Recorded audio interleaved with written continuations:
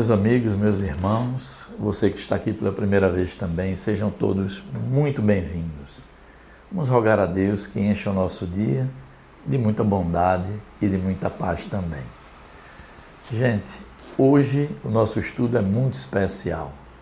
Eu trago aqui uma história muito bonita, extraída do livro Céu e Inferno, uma das obras básicas da codificação. E nesse livro traz a narrativa de muitos espíritos desencarnados e o que nos enche de conforto, de confiança no alto, porque são os próprios espíritos que narram as suas histórias e a condição em que se encontram no mundo espiritual, nos dando dois atestos, gente: a realidade da vida futura e o quanto impacta e é importante a condição moral de cada um no momento do seu desencarne. Então a nossa história é muito bonita, é de um rapaz chamado Vitor Lebuffly, que ele desencarnou apenas com 20 anos, e narram os amigos, a espiritualidade narra também para a gente, que como era a vida de Vitor. Ele trabalhava no Porto do Havre, numa situação social muito simples, mas todos os recursos que ele recolhia do seu trabalho, canalizava para sua mãe, para trazer um pouco mais de conforto a ela aqui no mundo material. Os amigos narram também o seguinte, que Vitor não se envolvia nas situações de lazer junto com seus amigos ali do Porto, porque era um local de muita prostituição, de muita bebida, e ele não se envolvia absolutamente. Veja o que diz a espiritualidade aqui.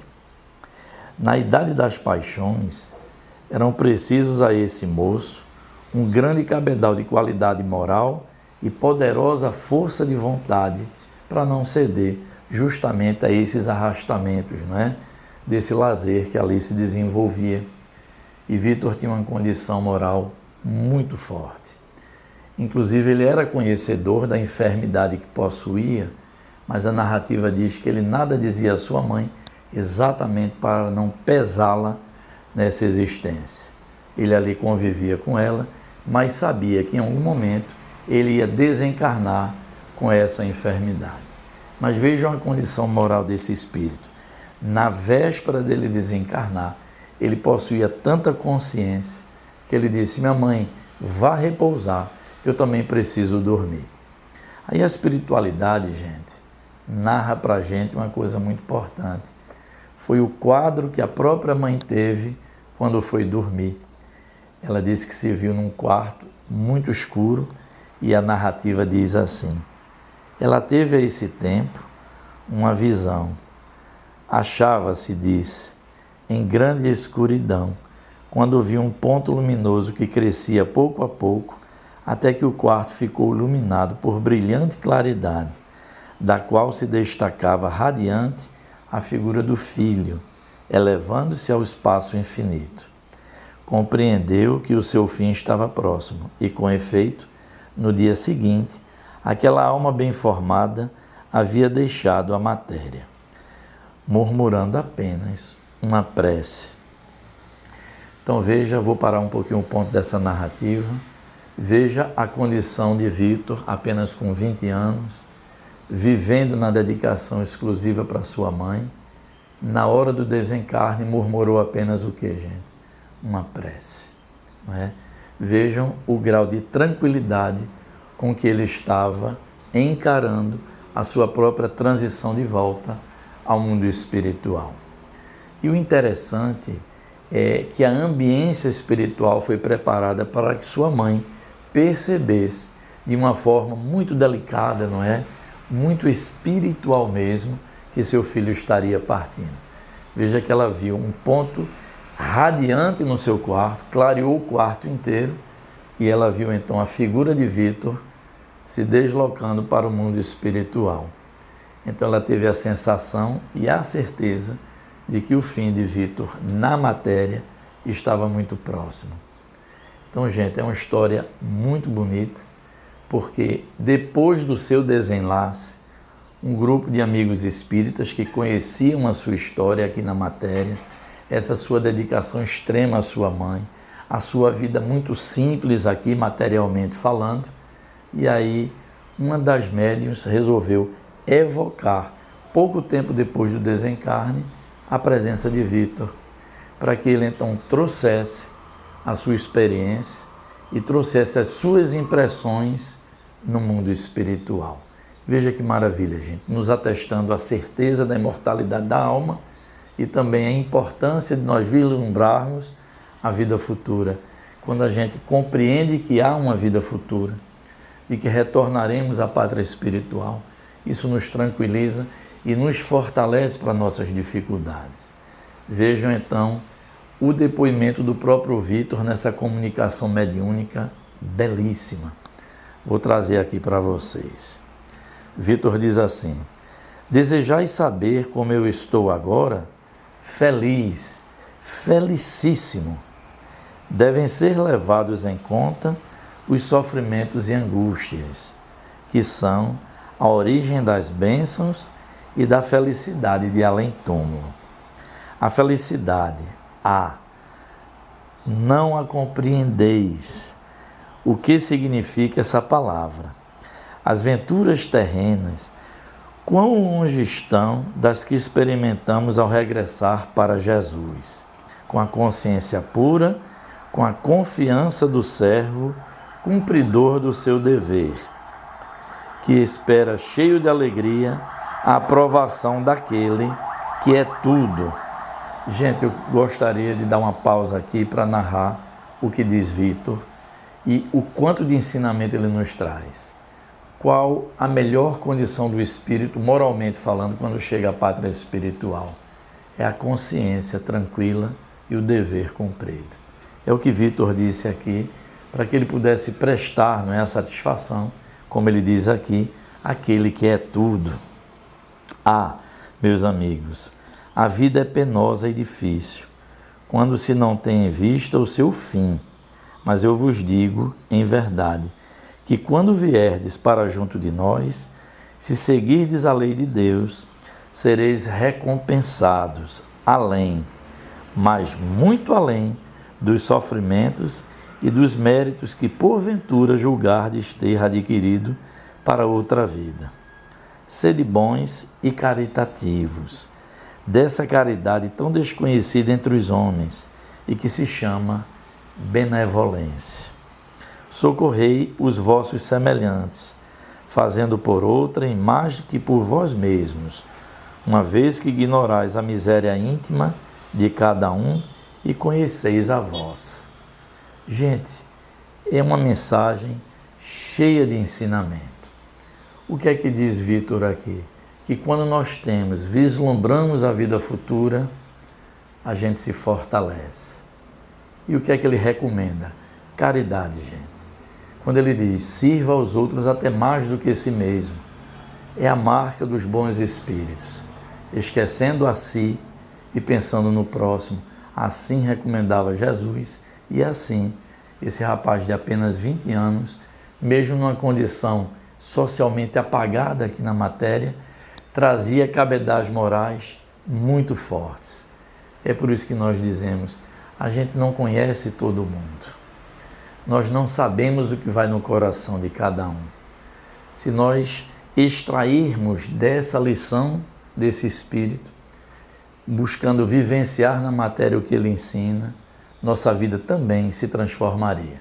Nós teríamos mais resignação, mais consciência, mais desejo de servir e, sobretudo, gente, sairíamos dos preconceitos, da arrogância, porque, pensem comigo, se nós víssemos esse rapaz lá na sua faina diária, numa condição humilíssima aqui, materialmente falando, carregando aqueles volumes no Cais do Porto, quem poderia, com os olhos da matéria, vislumbrar a pureza de alma que existia naquele corpo de 20 anos?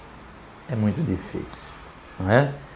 Então, gente, é preciso nós compreendermos, pela palavra dos amigos superiores, que a condição moral está dentro, não é? Que a condição social não fala para a gente da condição espiritual de cada um. Cada um ocupa o seu lugar necessário na matéria para o seu próprio crescimento, porém, nós não temos a compreensão do que vai no coração de cada um. Então, nada de julgar e vamos nos considerar irmãos verdadeiramente falando. Diz aqui a narrativa que após essa comunicação, o Vitor se despede dizendo o seguinte: socorrei minha mãe, pobre mãe, único pesar que vem da terra. Ela deve passar por outras provas e preciso é que chegue ao céu. Adeus, vou vê-la. Então, Vitor se despede dizendo que vai ver a sua mãe, que ficou aqui na matéria. Veja que na condição de um espírito feliz, ele tem essa condição, essa prerrogativa de poder visitar a sua mãezinha que ficou aqui no plano material. E ele diz muito bem, o único pesar que eu carrego da terra, essa lembrança, esse cuidado que continua a ter com sua mãe, porque de resto ele já tinha dever cumprido e consciência tranquila. Então, o guia espiritual da médium, que serviu de instrumento para essa belíssima comunicação desse espírito recém-desencarnado, o guia espiritual diz assim: nem sempre os sofrimentos amargados na terra constituem uma expiação. Os espíritos que, cumprindo a vontade do Senhor, baixam à terra como este, são felizes em provar males que para outros seriam expiação. O sono os revigora perante o Todo-Poderoso, dando-lhes a força de tudo suportarem para sua maior glória. Então já é uma explicação importante, que nem tudo, gente, é expiação. Na condição moral desse espírito, ele não estava ali expiando, mas passando por algumas provas necessárias ao seu fortalecimento e ao cumprimento da sua missão nessa última existência que nós vamos entender agora. Diz aqui esse espírito guia: a missão desse espírito em sua última existência não era de relevo social, mas por mais obscura que fosse a sua atividade, nem por isso tinha menos mérito, visto que, como não podia ser estimulado pelo orgulho, ele assim cumpriu sua tarefa. Então, nessa existência, Vitor passou por algumas provas e não podia ser estimulado pelo orgulho, não é? Possivelmente, lá para trás, pode ter sido motivo de uma de suas quedas, mas Vitor, então, veio numa condição social muito simples e cumprindo a sua missão. Ele tinha, antes de tudo, um dever de gratidão a cumprir para com aquela que foi sua mãe. Depois, deveria demonstrar que nos piores ambientes podem encontrar-se almas puras, de nobres e elevados sentimentos, capazes de resistir a todas as tentações. Isso é uma prova de que as qualidades morais têm causas anteriores, e um tal exemplo não terá sido estéril. Então veja que esse rapaz tinha apenas 20 anos aqui na matéria, mas trazia de existências anteriores um cabedal moral poderosíssimo. E ele próprio, gente, concordou em reencarnar numa condição social muito simples, porque ele precisava cumprir a continuidade do seu aperfeiçoamento espiritual e, ao mesmo tempo, dedicar-se por gratidão a esse espírito que veio a ser a sua mãe aqui na matéria. Com certeza, se encontraram em outra existência e ele devia a esse espírito a gratidão. O que faz Papai do Céu? Traz os dois como mãe e como filho.